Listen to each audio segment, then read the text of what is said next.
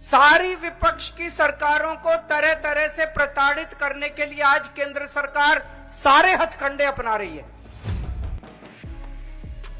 ये दिन भी देखना था कि मुख्यमंत्री बनने के बाद भी यहां आना पड़ रहा है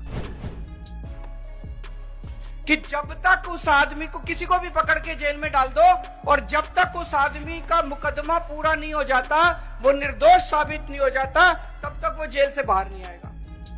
ये तो बहुत खतरनाक है। यह भी पीएमएलए जो कानून लेके आए उसमें ही लिखा है। ये क्या बदतमीजी है। केरला के 8400 करोड़ रुपए रोके हुए, 5500 करोड़ रोक रखा है। हम सुप्रीम कोर्ट में घूम रहे हैं।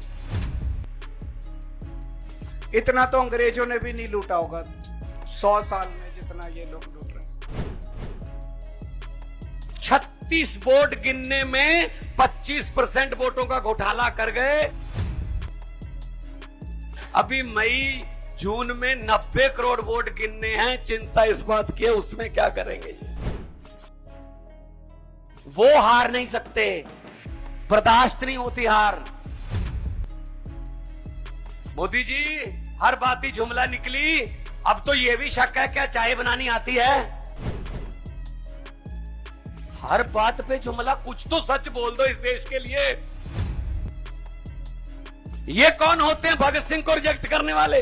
ये कौन होते हैं करतार सिंह सराभा को, लाला लाजपत राय को रिजेक्ट करने वाले? देश के मालिक बन के बैठ गए।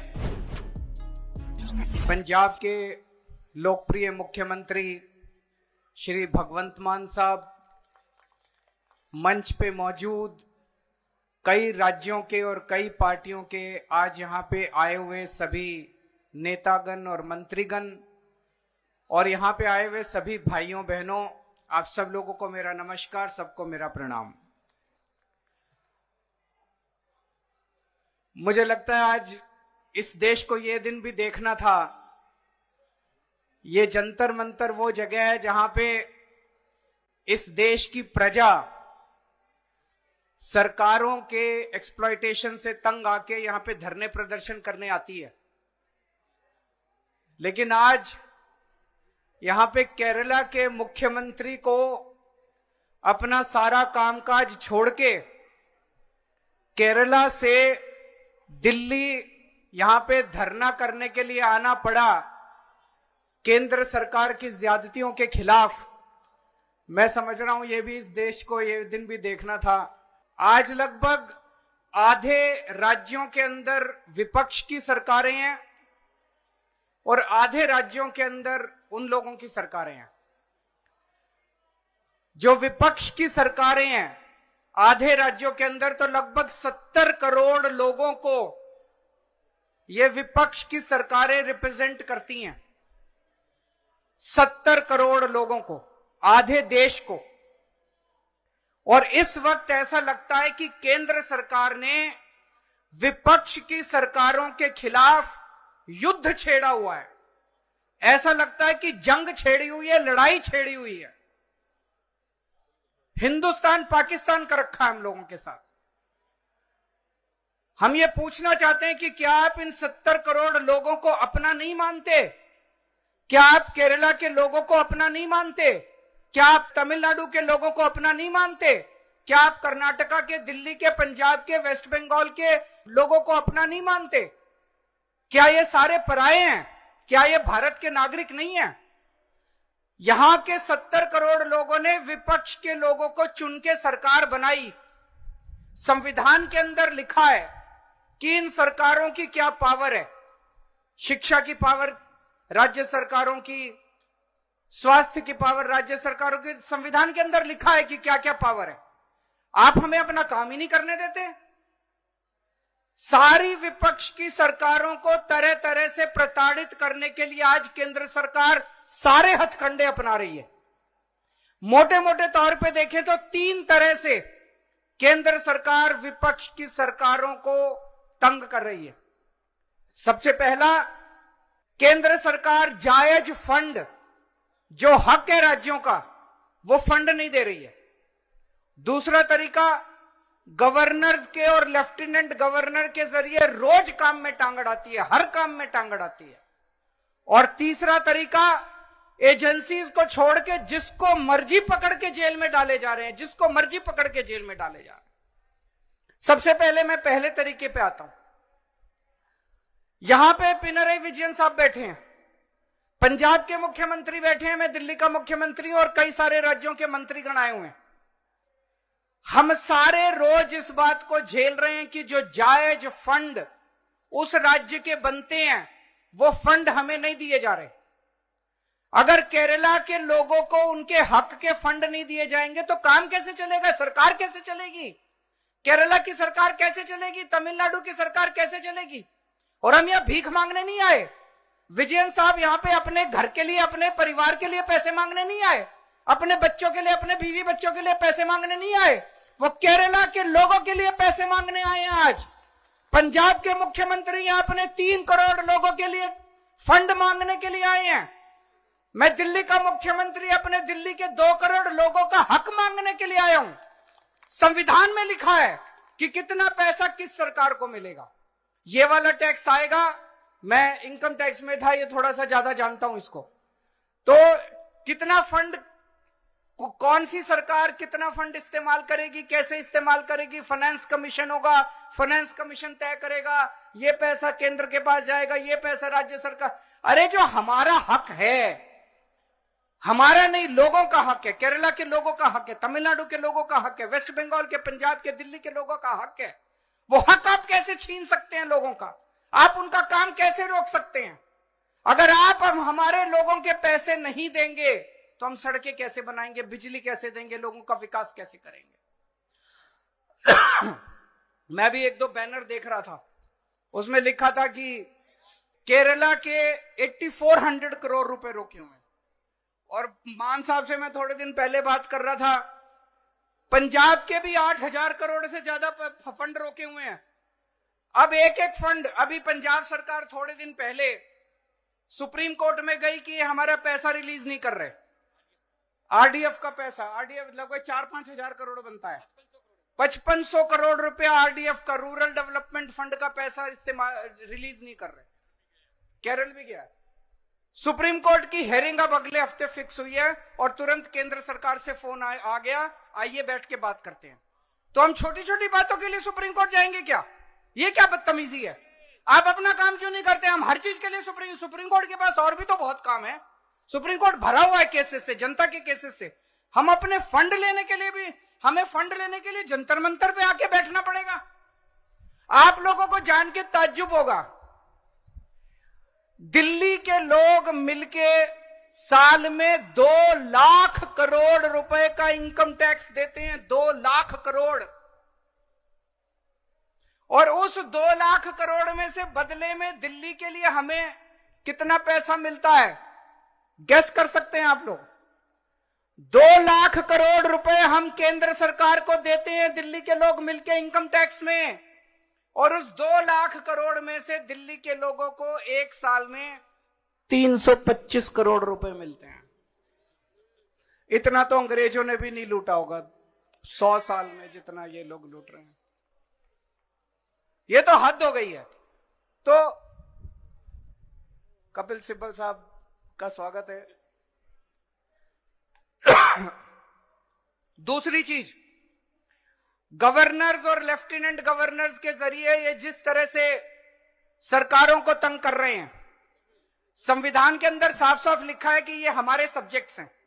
उन सब्जेक्ट्स के अंदर भी रोज गवर्नर हर राज्य के अंदर टांग अड़ा रहे हैं। सबसे इंटरेस्टिंग तो अभी पंजाब के अंदर हुआ।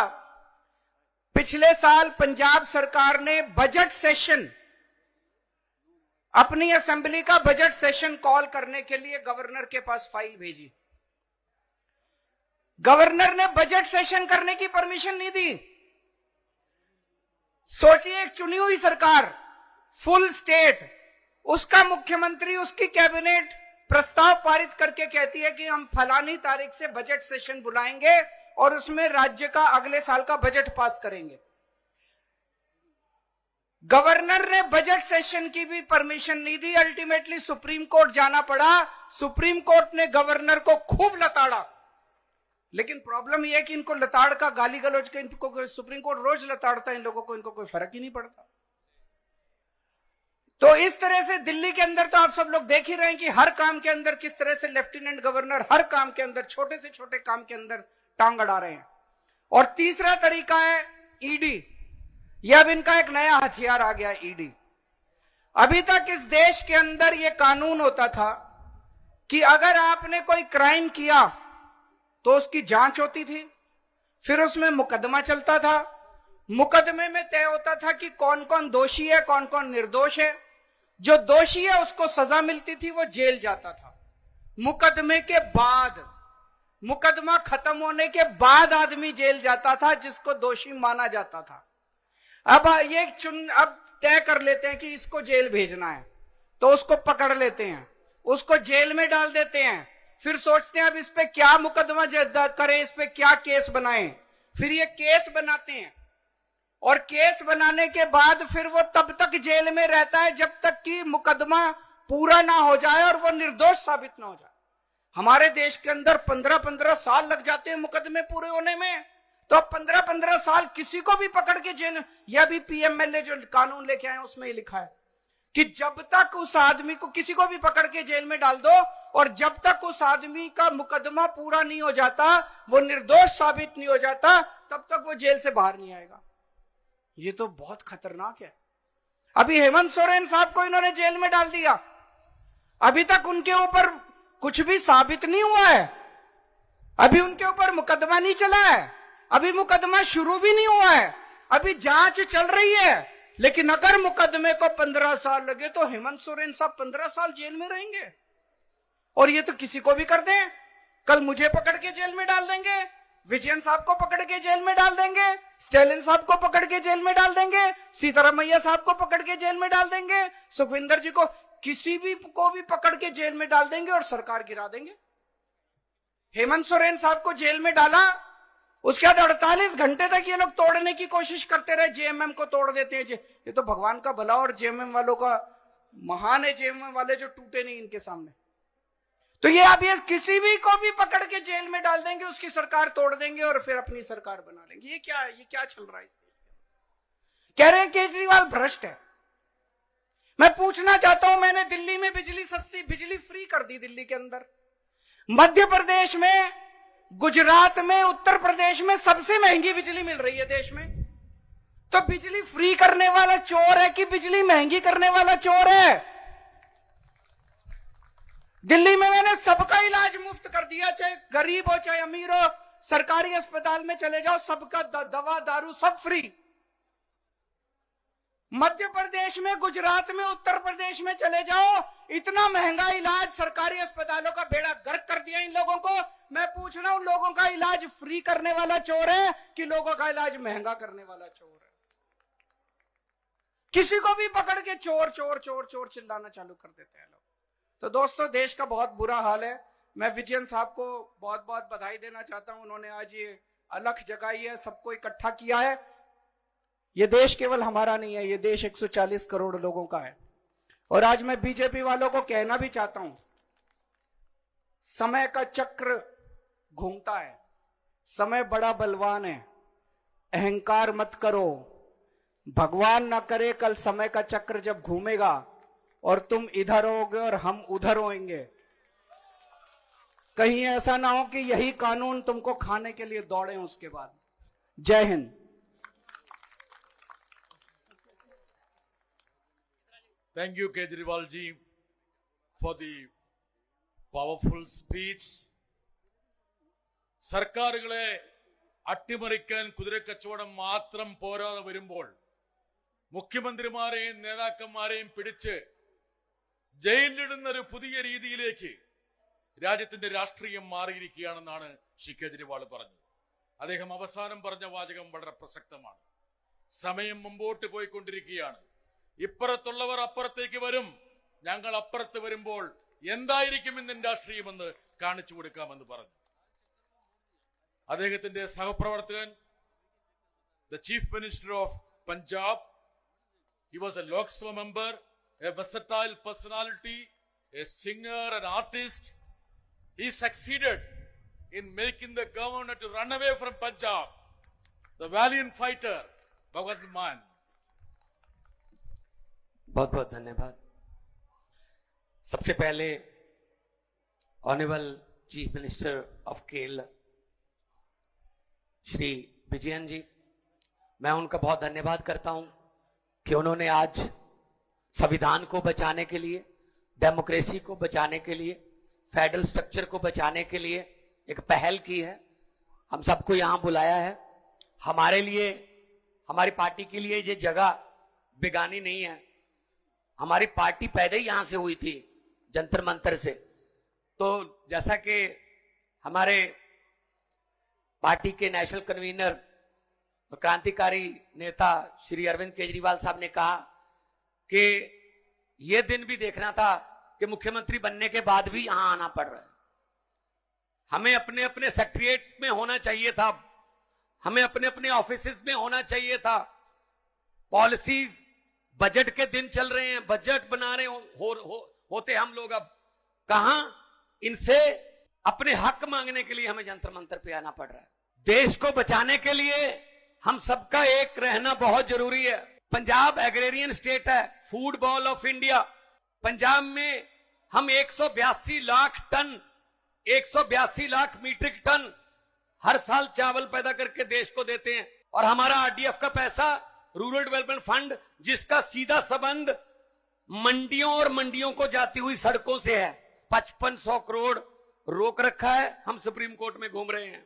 हमारे गवर्नर साहब हमारे सेशन को इलीगल कह देते हैं कि जो सेशन चल रहा है इलीगल है। हमको सेशन बीच में बंद करके माननीय श्री चंद्रचूड़ जी के पास जाना पड़ता है।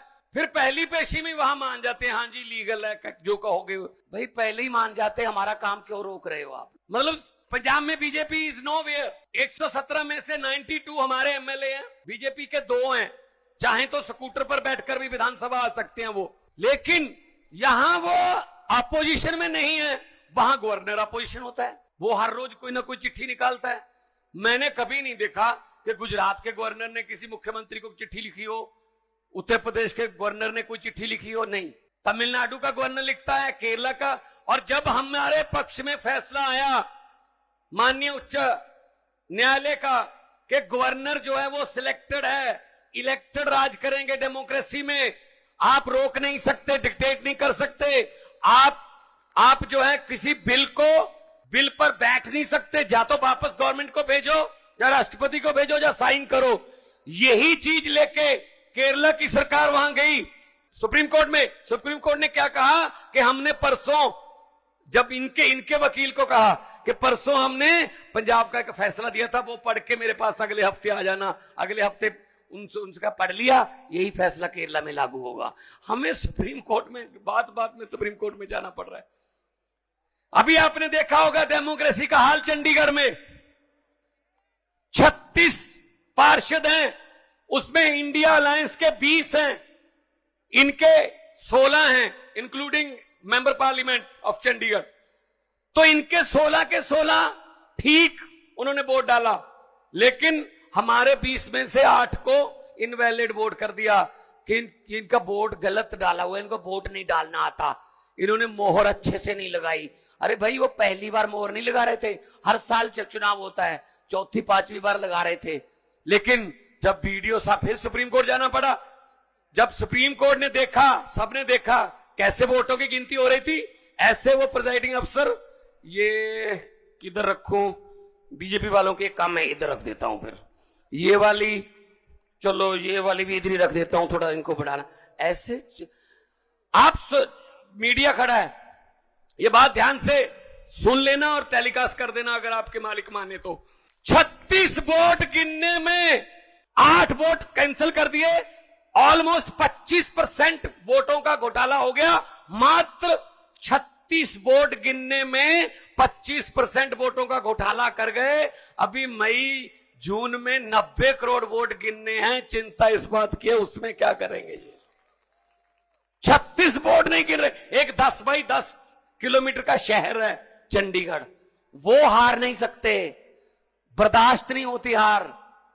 लेकिन पूरे देश में क्या होगा, चिंता इस बात की है। तो पंजाब अपने हक मांग रहा है, किसानों को एमएसपी का वादा करके। जब किसान आए यहां पर, पूरी दुनिया में उसकी चर्चा हुई, बड़ा आंदोलन था, पूरे देश से किसान आए। तो क्या कहा, एक दिन अचानक से प्रकट होके, एक साल बैठे रहे, 750 किसान उनकी मौत हो गई। और एक दिन अचानक से साल बाद प्रकट होके साहब बोल रहे हैं मेरी तपस्या में कोई कमी रह गई होगी, मैं ये कानून वापस लेता हूं। जी 2-2.5 साल हो गए, अब तो तपस्या पूरी हो गई, अब तो वो बातें मान लो जो कहने आए थे, वो फिर दोबारा आने के बारे में सोच रहे हैं किसान। किसी को भी ये ऐसे निकाल के फेंक दो, किसी के भी फंड रोक दो।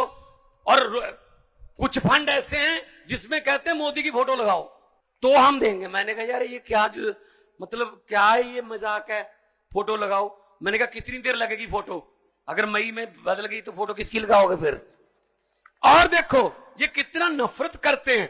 पंजाब कुर्बानियों का स्टेट है, 90% कुर्बानियां देश की आजादी के लिए पंजाबियों की हैं। आज भी हमारा कोई गांव नहीं होगा पंजाब का, 13,500 गांव है, एक भी गांव नहीं होगा जहां किसी न किसी शहीद का बुत ना लगा हो, कोई उसकी याद में गेट ना बना हो, चाहे वो कारगिल की लड़ाई का हो, चाहे आजादी की लड़ाई का, चाहे 65 का, चाहे 71 का, चाहे 62 का, कोई ना कोई शहीद है। और हर तीसरे गांव में कोई ना कोई गुरु चरण, उनके चरण छो प्राप्त धरती है। और पंजाबी वतन प्रस्त हैं, देश के लिए लड़े। और ये क्या कर रहे हैं, सिला क्या दे रहे हैं। हमने 3 झांकियां 26 जनवरी की परेड के लिए दी। एक में भगत सिंह, देश की कुर्बानी, पंजाब की कुर्बानियों का इतिहास, उसका टाइटल था। भगत सिंह, राजगुरु सुखदेव, करतार सिंह सराभा, महाराजा रणजीत सिंह, जलियांवाले बाग का जो कांड हुआ सब था उसमें। दूसरे में माई भागो, first lady Sikh warrior, first my भागो जो लड़ी, बहुत दलेरी से लड़ी। और तीसरा था पंजाब का कल्चर, हमारा जो लंगर की प्रथा, हमारा जो फुलकारियां, हमारा गिद्दा भंगड़ा, तीनों रिजेक्ट कर दी भाई साहब। पंजाब की झांकी नहीं थी 26 जनवरी में। क्या पंजाब आजादी के जश्न 15 अगस्त 26 जनवरी पंजाब के बिना मना लोगे? ये कौन होते हैं भगत सिंह को रिजेक्ट करने वाले? ये कौन होते हैं करतार सिंह सराभा को, लाला लाजपत राय को रिजेक्ट करने वाले? देश के मालिक बन के बैठ गए। देश इनके बाप की जगीर है क्या? हमारे पुरखों ने, हमारे बुजुर्गों ने लड़ाई लड़ी, हमको देश लेके दिया, और ये बैठ गए प्रधानमंत्री की कुर्सी पर बैठ गए। वहां जो भी मुंह में आता है बोल देते हैं। कल तो बड़ी राज्यसभा में फेडरल स्ट्रक्चर की बातें हो रही थी कि मैं जब मुख्यमंत्री होता था मुझे यूपीए तंग करती थी, अब क्या हमें सम्मानित कर रहे हो तुम लोग? अब भी तो तंग ही कर रहे हो। मैंने तो पार्लियामेंट में बोल दिया था, क्योंकि कविता एक ऐसी चीज है, जहां ना पहुंचे रवि वहां पहुंचे कवि। एक तरफ आधे घंटे का भाषण, एक तरफ 3-4 लाइनें बस। मैंने बोल दिया था, मेरे सामने बैठे थे पार्लियामेंट में, जब डी राजा जी, मेरे और बहुत से साथी बैठे हैं जो पार्लियामेंट में अभी भी हैं, तो मैंने बोल दिया, मैंने कहा 15 लाख की रकम लिखता हूं तो कलम रुक जाती है। हर बात पे जुमला चल रहा है ना। 15 लाख की रकम लिखता हूं तो कलम रुक जाती है। काले धन के बारे में सोचता हूं तो स्याही सूख जाती है। मोदी जी हर बात ही जुमला निकली, अब तो यह भी शक है क्या चाय बनानी आती है? शायद वो भी ना आती हो, वो भी जुमला ही होगा।